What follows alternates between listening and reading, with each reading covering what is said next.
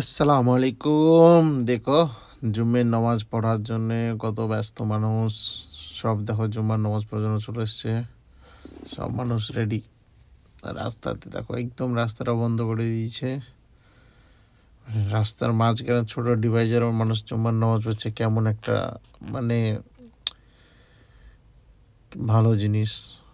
হ্যাঁ, আল্লাহর উপরে কত একটা শ্রদ্ধা যে মানুষ সব নামাজ পড়তে এসছে জুম্মার দিনে। আর আজকের দিনে সব ছুটি, তার জন্য বেশি অংশ মানুষ নামাজ পড়তে দিকে যায়।